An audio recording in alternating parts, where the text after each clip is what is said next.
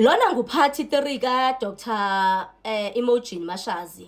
Phansi koba ke izolo betshayise engagqibanga phofu engasazifuni kwakulo madlanga commission seke wachilwa amagama oba yo yena akafuna ukuzibona ebuya apho nama supplementary statement kuyo yonke into uyawuyenza in writing ngoba ukubuya kwakhe kumadlanga commission kuyomphathela istroke ngebhadi lakhe bangagqibi. If not mistaken bekeshekelwe izi-questions ezi about 5 oke kwafikwa kwabe kuqhubekwa kuzo ke namhlanje.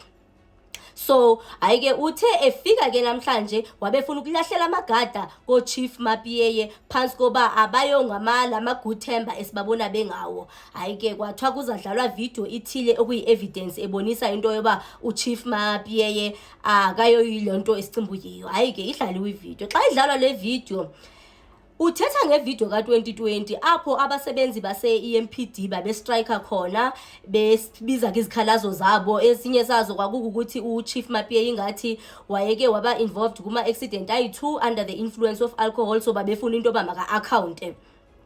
Enye ifaka nomcimbi woba khona ngathi babefumana nochatha aba about 40,000 more.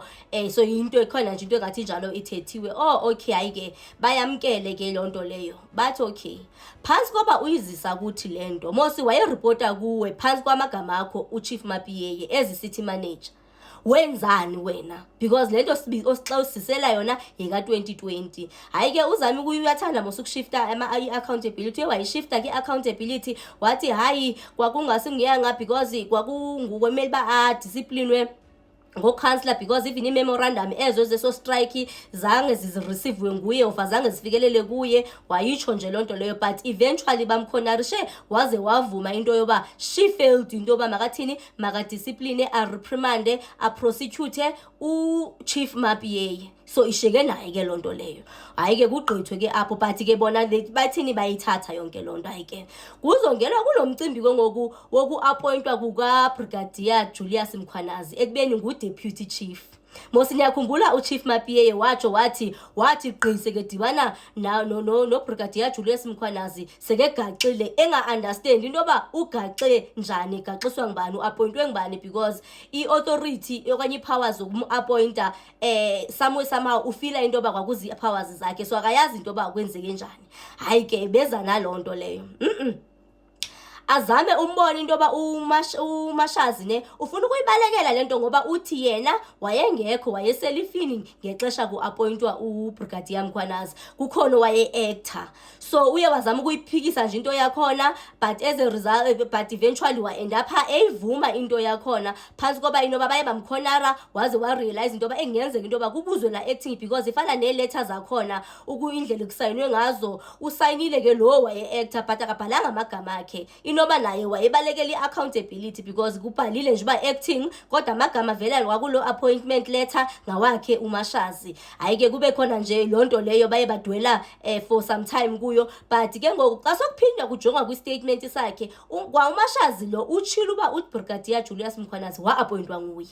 Hayike kwangelwa kuyo ke ngokule appointment ba okay appointer ngaboni kwaphindelwa kulanto yayithethwa ngoChief Mapiyeye into yoba bona baba zi-members babekhona kwipanel moya advertise post wa shortlistwa uBrigadier Mkhwanazi kwaba khona ama-interviews yaphelela apho uba after ama-interviews kusalindwe into yoba kusekhona eminye i-processes ekumele zilandelwe eze-competencies, then after i-competency kumele babuye bazodecide into yoba ngowe yangibani oyena oqualifyela esisikhundla.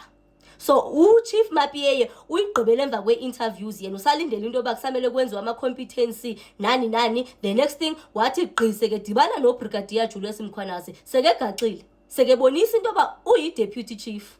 So akayazi ba wa-appointwa ngibani ke. Hayike beza nayo ke lonto into yoba appointa ngabuni zeziphi processes ne-procedures ezafollowa. Uyambona umane efuna ukulahlela le ko-HR ne into yoba hayi i-HR nansi ibile lo chief wakhona uMapiyeye njengoba efuna ukwenza ingathi kwavela into yoba nguye naye ngomnye wabantu abamskora more than lo Duplessis uchief wayemveza ngongathi ngumuntu wayefuna ukum-appointa.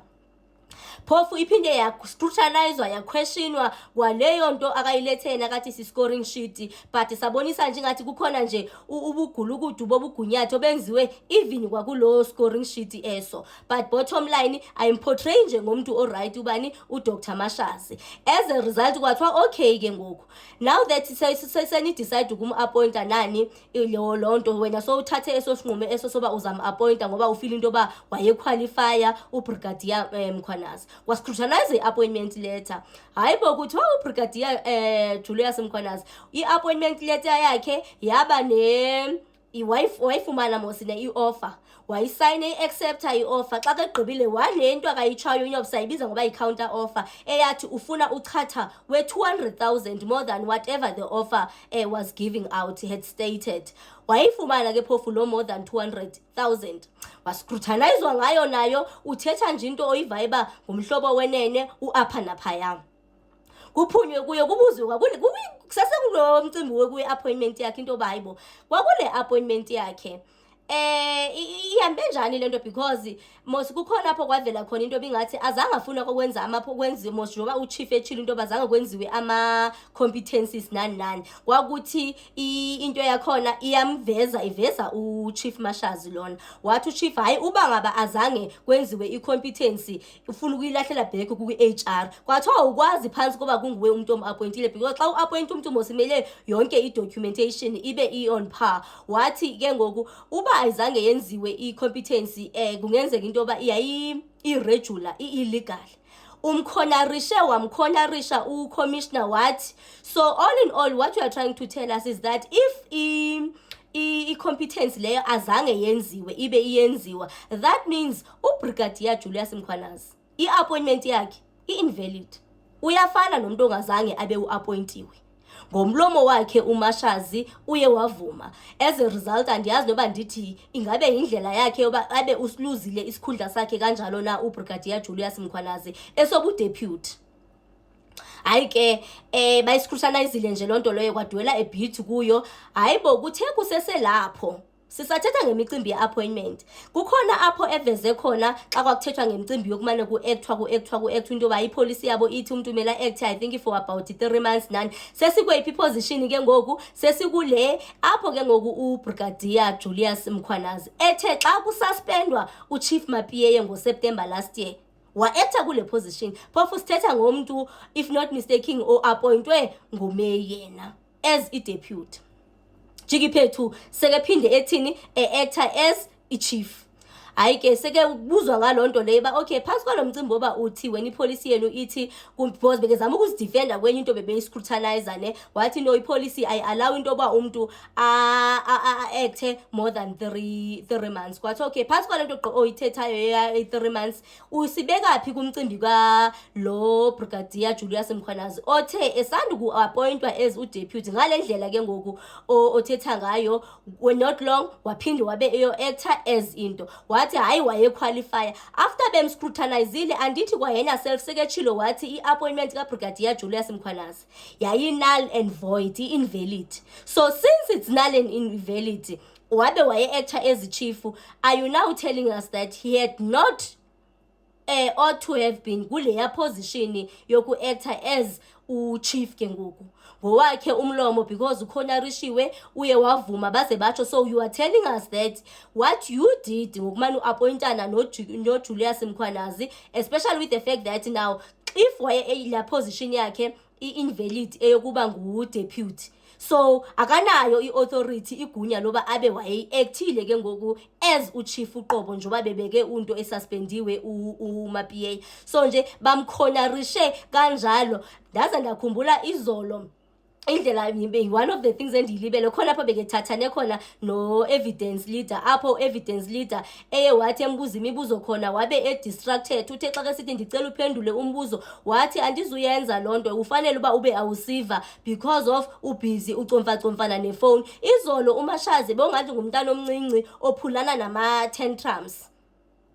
Hayi ke uba ke ngoku uphathi 3 wethu sizabe sirepa apha yonke lento ngoba ngoku kulapho sebengena khona kula mcimbi kaBrigadier Julius Mkhwanazi since wenza ama-appointments kunama-appointments enziwa nguye engenagunya lokwenza. As a result ndizibuza uba bazathini ngalo ma-appointments lawo na, abo bantu basezazigcina izikhundla zabo okanye kuza kwenzekani, asazi yozala nkomboni. Sesiyayiva kupart 4. You and I have agreed that Chief Mapie was the chair of that panel. The chair of that panel comes to this commission and says it's a 2-stage process, interview and assessment. The chair of that panel tells this committee, this commission, that after the assessment, we ought to reconvene as a panel and make our final recommendation. And he says that step never took place. Do you have challenges with the evidence that far? I don't have challenges because it is the statement that he makes and I do not have information around it. Hence, I requested that whether if the commission allows, because Ms. Linda Gasheka will be coming to speak here, or we are given an opportunity to get information to respond to this statement. Just one question for clarity. Did I understand you to accept that the appointment would be invalid if the competency assessment did not take place and the interview panel did not reconvene to assess the candidates on how they performed in the interviews and also on the results of the competency assessment? So did I understand you to say that you accept that if that were the position, the appointment of Brigadier Mkhwanazi would be legally invalid? Correct, Commissioner. Thank you. Thank you. Thank you, Chair. And you accept, at least you've got no basis to reject the testimony of Chief Mapie at this juncture. Correct. And May you... May I? Yes, ma'am. Yes. Dr. Mashazi, just to get your comment on what appears to be a further irregularity in this process, your IM-19 that you've provided to us, that scoring sheet in that annexure bundle, the interview summary and recommendation document, it will be in your annexure bundle, and you find it at page 58. 58.